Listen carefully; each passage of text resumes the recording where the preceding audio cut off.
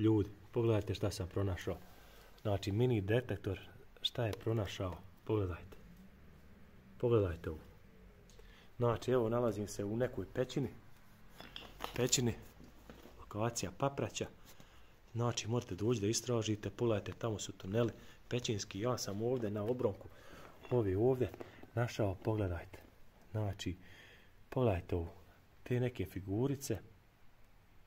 Pogledajte. Nije zlato, ali nema veze. Ja mislim da iako nije zlato, da ovo ima neku vrijednost. Ovo su neke bronzane. Znači, mislim da je ovo bronza. Teško je. Figurice. Bronzani. I kako je to rađeno. Pogledajte. Egipatske neke figurice. Šta imamo još ovdje? Vidite. Rašireni krilo. Kao Arhangel Mihajlo. Vidite. Bronzane figurice koje sam ja našao. Znači, detektorom. Šta imamo ovdje? Ovo je meni najzanimljivije. Znači, ovo je na Nefeleti, ja mislim. Egipatska. Pišite u komentare da li je to. Egipatska kraljica.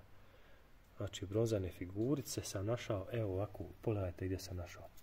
Znači, zatvoreno vamo, iza gore sam se popeo i tamo iza jednog ćoška u kamenu ugurane ove 4 figurice.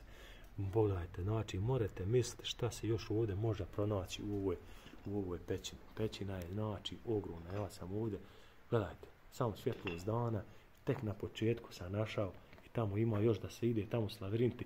Iznad gore ove pećine ima, gore ovako dalje, ima drugi ulaz i još je na vrhu pećine 3. ulaz. 3 ulaza u stijenu koji vode kilometrima. Znači, slobodno dođite i istražite ovu lokaciju ako vas zanima da nađete neki ovako snimac. Ako ja sve ne prenađem, ali nema šanse da mogu sve pronaći. Ovo ću najvjerojatnije odnijeti muzeju Bijeljina, predati.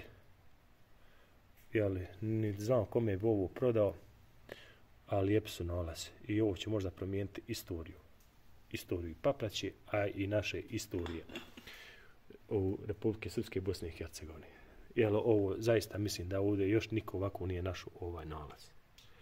Tako da zapratite me na mom YouTube kanalu Megaman ili na TikToku, lajkujte mi videa i pratite me za još ovakvih videa. Znači, obavezno idite na YouTube Megaman.